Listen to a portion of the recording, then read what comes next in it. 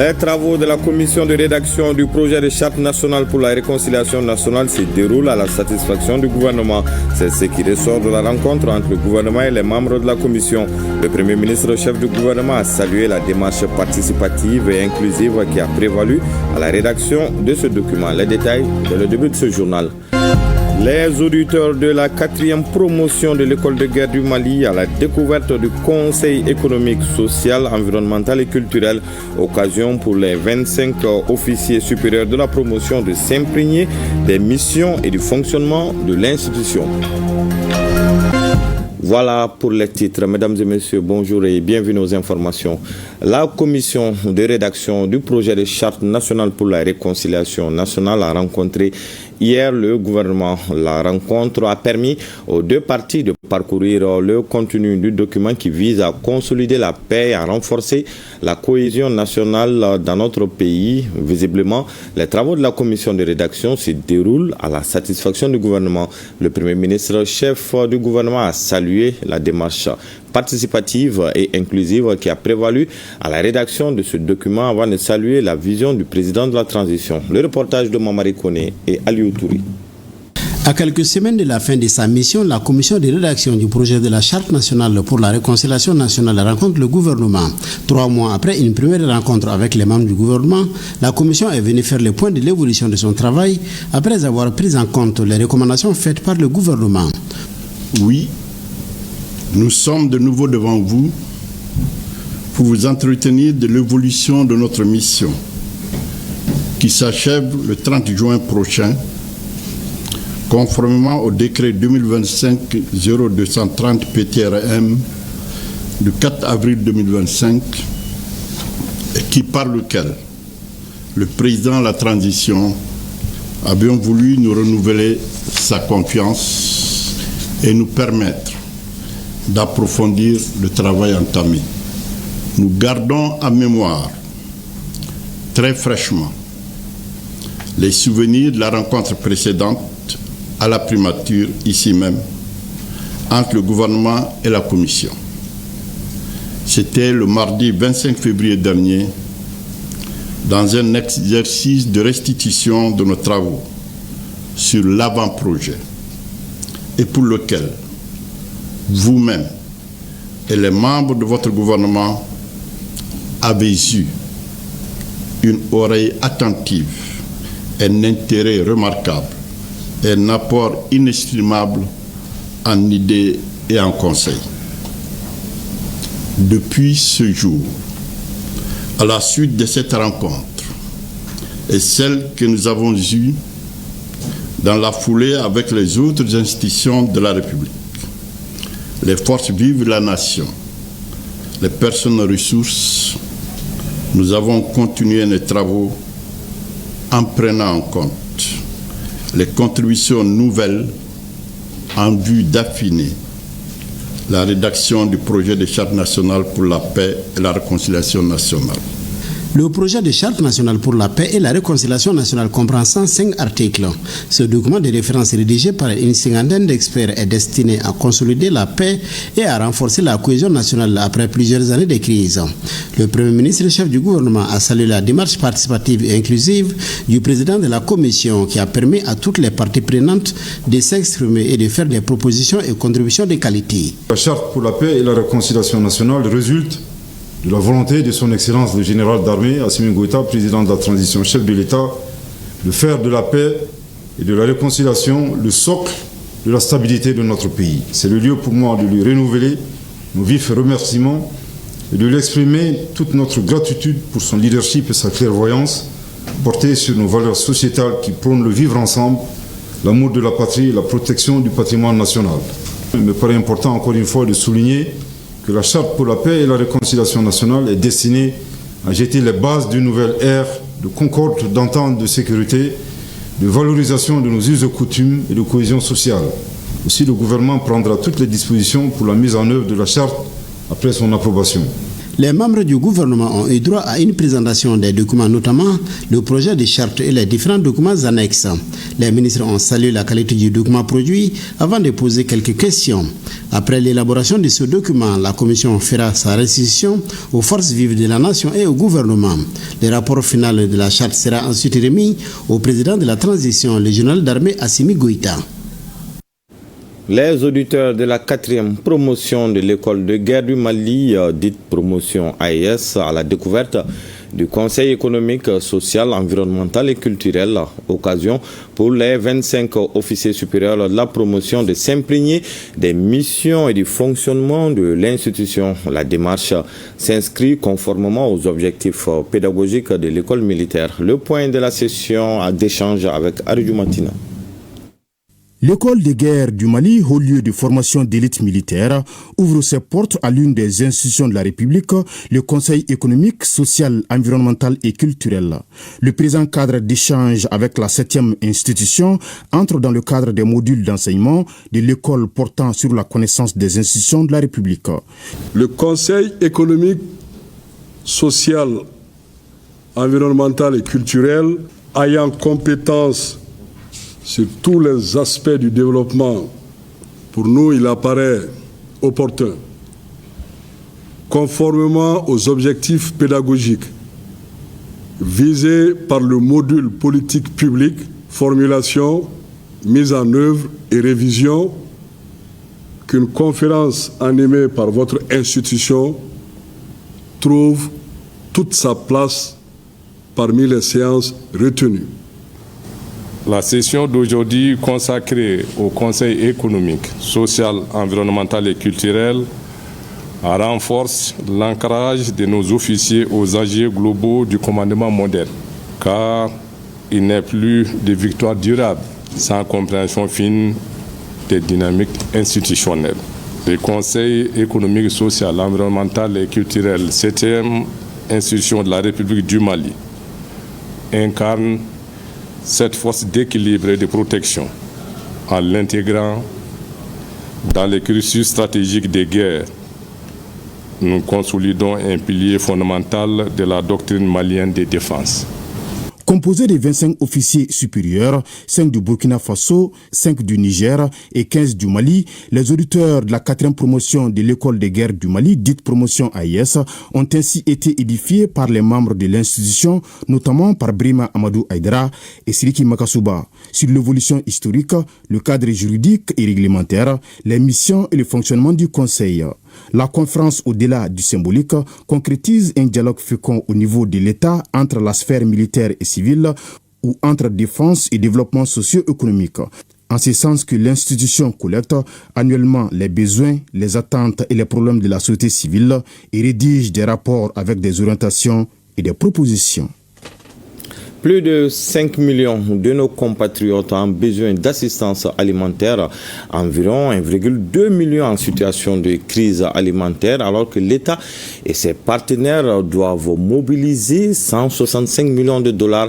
Ces statistiques ont été rendues publiques lors de la réunion de partage des documents du plan national de réponse à l'insécurité alimentaire avec les partenaires techniques et financiers tenus hier au ministère des Affaires étrangères. La mobilisation des partenaires a été apprécié par le chef de la diplomatie qui présidait les travaux.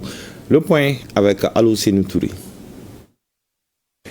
Élaboré par le gouvernement lors de la 21e session du Conseil national de sécurité alimentaire, le plan national de réponse est un document qui renseigne sur la situation alimentaire et les stratégies de gestion de la situation. Cette année, le besoin s'élève à plus de 165 millions de dollars. Nous avons près de 5 millions de personnes qui sont en phase stress, c'est-à-dire que la phase qui fait que lorsqu'on n'intervient pas, ces personnes-là peuvent tomber en insécurité alimentaire sévère. Mais pour les personnes qui seront en besoin d'assistance pendant la période de soudure, c'est-à-dire pendant la période allant de juin à août, ces personnes-là sont au nombre de 1,4 million de personnes et vont recevoir une assistance de la part de l'État et complétée par nos partenaires techniques et financiers. Je reviens de Tombouctou où 150 000 personnes sont concernées par cette situation. J'étais avec le programme alimentaire mondial et là-bas nous avons lancé des distributions de prix soudure que le PAM est en train de faire sur place, mais aussi nous avons travaillé avec les autorités locales et les populations pour résoudre un problème majeur qui concerne les 3 plaines de Tombouctou qui alimentent la région en riz. Et cette région de Tombouctou est autosuffisante en riz grâce à ces 3 plaines surtout. Et donc les inondations de l'année dernière ont créé des brèches au niveau des digues et il faut des travaux confrontatifs pour permettre de sauver la campagne. Les partenaires techniques et financiers se sont engagés auprès du gouvernement pour aider à combler les besoins alimentaires. Les interventions des acteurs non étatiques réunis au sein du cluster sécurité alimentaire ont prévu la distribution des vivres, le soutien nutritionnel aux enfants et aux femmes enceintes ou allaitantes, ainsi que des programmes de renforcement des moyens d'existence pour aider les communautés à devenir plus résilientes face au choc. Quant au ministre des Affaires étrangères et de la coopération internationale, il s'est félicité de la grande mobilisation dont ont fait preuve les partenaires du Mali. Aussi a-t-il rappelé l'attachement des plus hautes autorités à la satisfaction des besoins vitaux de la population, parmi ceux-ci la sécurité alimentaire. L'importance de ce plan national de réponse 2025 est illustrée, si besoin en était, par son adoption lors de la 21e session du Conseil national de sécurité alimentaire et nutritionnelle, présidé par le général de division Abdoulaye Maïga, Premier ministre chef du gouvernement, le 30 mars dernier. Conformément à la vision de son Excellence le général d'armée Assimi Goïta, président de la transition chef de l'État, qui place les besoins vitaux des populations au cœur de l'action publique, ce plan national de réponse vise à préserver la vie et la dignité des populations ayant des besoins critiques à travers une assistance multisectorielle d'urgence adéquate. Nous gardons hélas en mémoire le triste souvenir des pertes tragiques causées par les inondations l'année dernière. En réaction, le gouvernement, avec le concours de ses partenaires, a déployé une réponse multisectorielle qui a permis d'atténuer les souffrances des populations sinistrées et de jeter les bases d'une reprise progressive. Quelques recommandations et suggestions ont été formulées pour une meilleure réussite de cette campagne. Les membres du gouvernement en ont pris bonne note et promis d'en rendre compte.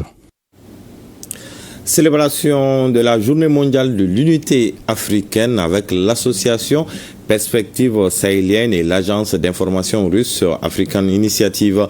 Ceci à travers une conférence débat, une conférence qui a porté sur le combat panafricain pour l'unité, le développement et le progrès économique et social du continent. La conférence a été suivie par notre reporter Bouraïma Diallo. Suivons. Cette conférence débat organisée par l'association Perspective sahélienne en collaboration avec l'agence d'information russe African Initiative a pour but de célébrer l'unité africaine, de réfléchir aux défis auxquels le continent est confronté. Les conférenciers du jour ont tour à tour décortiqué le concept du panafricanisme et son objectif afin de bâtir une Afrique prospère pour la future génération. Et le panafricanisme, c'est un mouvement de promotion de la solidarité africaine. Alors c'est ce que nous avons voulu faire ressortir aujourd'hui, en montrant d'abord son historicité, les grandes étapes par lesquelles le panafricanisme est passé et l'étape auquel aujourd'hui il se trouve confronté, et voir évidemment les perspectives. Que faut-il faire pour que le panafricanisme soit une réalité? Le thème de cette année est de quel panafricanisme avons-nous besoin? Un thème qui encourage les réflexions sur le passé africain et l'avenir du continent. Le but a été tout d'abord de partager cette belle fête avec les Maliens et bien sûr d'évoquer les questions et les sujets importants qu'on a à ce jour.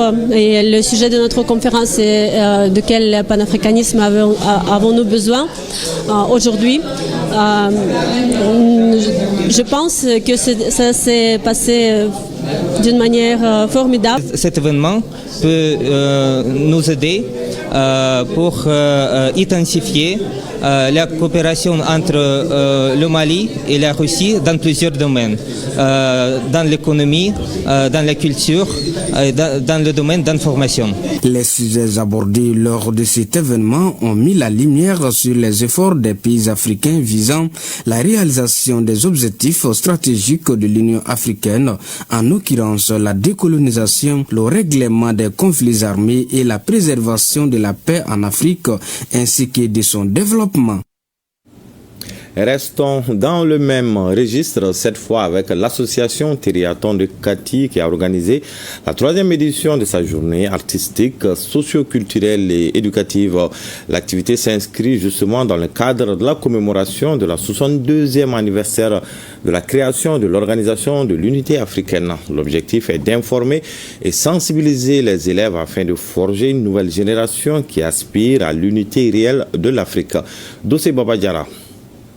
La célébration du 62e anniversaire de la création de l'Organisation de l'Union africaine par l'association Triathlon de Kati est couplée de la journée artistique, socio-culturelle et éducative des 10 mouvements. Au menu de cette cérémonie, des prestations artistiques comme des pièces de théâtre et des chansons sur l'unité africaine.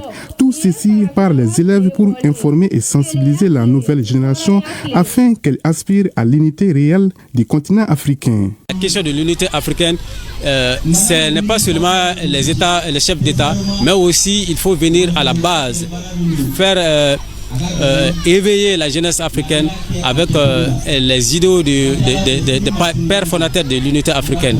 C'est aujourd'hui l'objectif de cette cérémonie. Pour la célébration de cette journée africaine, l'association Triathlon de Kati est accompagnée dans ses activités par la Miss Sahel et des mouvements qui s'activent dans le domaine du panafricanisme. Il faut qu'on puisse amener à l'école les connaissances d'intérêt pour les enfants, les thématiques qui ont du sens pour les enfants, l'enseignement de l'histoire. C'est ça le message. Comment bien consolider les programmes scolaires avec notre réalité, le passé, le présent et l'avenir que nous voulons. L'unité est notre grande force. Chaque individu ici est porteur d'une voix, d'une vision et d'un potentiel qui doit être exploité pour bâtir une communauté unie, résiliente et prête à relever les défis qui se présentent. Au cours de cette journée commémorative, près de 10 pieds d'arbres ont été plantés dans la cour de l'école où s'est déroulée la cérémonie. Il y a 3 ans que l'association vient faire cette activité chez nous. On a mis en place un cap de partenariat sous lequel nous sommes en train de travailler. Parmi ces caps, il y a le volet environnement, il y a le volet développement personnel et il y a le volet culture. Quand vous prenez ces aspects, c'est des aspects qui sont vraiment inhérents à l'éducation. Qui parle d'éducation parle de culture, qui parle d'éducation parle d'environnement, qui parle d'éducation parle de développement personnel. L'association Triathlon de Kati appelle la jeunesse africaine à suivre les conseils des militants du panafricanisme pour renforcer l'union entre les Africains. Du nord au sud, je reste malien, c'est le thème de la 2e édition de la journée culturelle nord-sud de l'opérateur économique, de l'opérateur culturel Emmanuel Ouattara, tenue ce samedi sur l'espace culturel Art Manuel. De Sikasso, le compte-rendu de Mariam Touré et Daouda Konati. C'est pour consolider la paix et le vivre ensemble entre nordistes et sudistes que l'opérateur culturel et plasticien Emmanuel Ouattara, promoteur du centre culturel Art Manuel de Sikasso, initie la journée culturelle 2025. Et le thème choisi pour cette 2e édition est « Du nord au sud, je reste malien, signe de paix et de cohésion sociale. Que pouvons-nous ou devons-nous faire pour avoir une paix véritable? Avec l'argent? Non. Les armes? Non plus. Seule la volonté. Nous devons avoir la volonté d'accepter l'autre, la volonté de tolérer et de pardonner. Car quand on veut, on peut. Alors, faisons tout pour qu'il y ait la paix, afin que les armes se taisent. Nous sommes ici pour rassurer nos frères et sœurs ressortissants du Nord qu'ils n'ont pas quitté chez eux, mais qu'ils sont chez eux. Pour cette deuxième édition, les ressortissants des régions du Nord ont répondu massivement à l'appel de la paix, du vivre ensemble et de la cohésion sociale. Je lance un message pour dire que Nord au Sud, l'Est et l'Ouest, on restera des Maliens. On n'est qu'à laisser les mauvaises idées et vraiment de s'associer et construire notre pays. Une dynamique que les autorités régionales saluent et encouragent. Ces journées culturelles prennent tout leur sens. Elles nous rappellent que malgré nos différences, ce qui nous unit est bien fort que ce qui nous pourrait nous séparer. Pour donner le ton d'une journée de brassage culturel, des sonorités du Nord à travers le Takamba et le groupe Sahraoui et des démonstrations de plats culinaires et celles du Sud ont agrémenté la soirée. Le public acquis à la cause de l'événement n'a pas boudé l'ambiance offerte par les groupes musicaux jusqu'à tard dans la nuit. Vivement la 3e édition. C'est parti depuis ce lundi 26 mai 2025 pour la 7e édition du Festi Hip-Hop Rapou Dorokoun. Ce festival s'est donné pour mission d'éduquer, de former et de professionnaliser les jeunes rappeurs. C'est Sangaré Bougou, en commune 1 du district de Bamako, qui va accueillir jusqu'au 1er juin ce festival-là. Aïssata Traoré.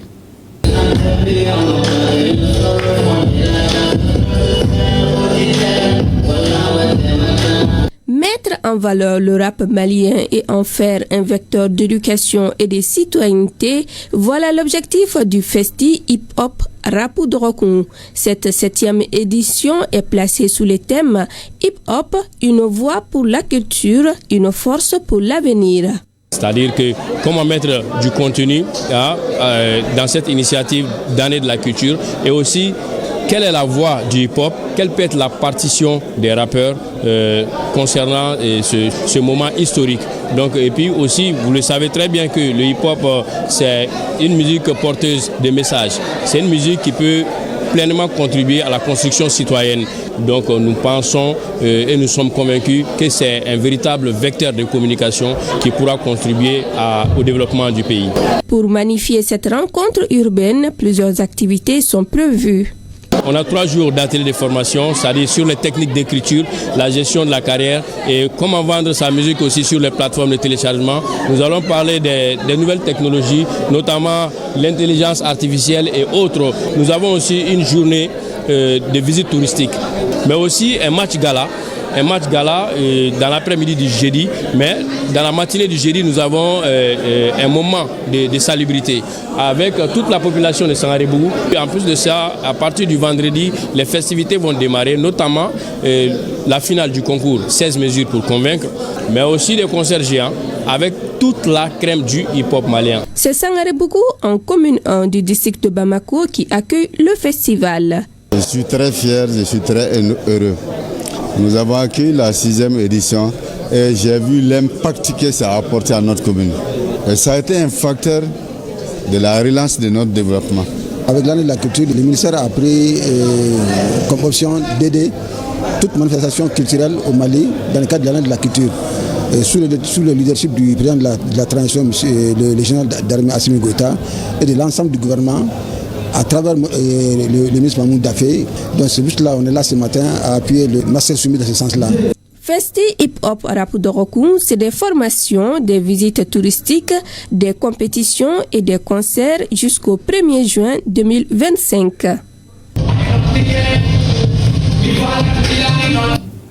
C'est sur cette note de rap que prend fin ce journal que j'ai eu le plaisir de vous présenter. Prochain rendez-vous avec l'information, c'est à 20h avec Barakissa Ouattara. En attendant, passez d'excellents moments en compagnie de nos programmes.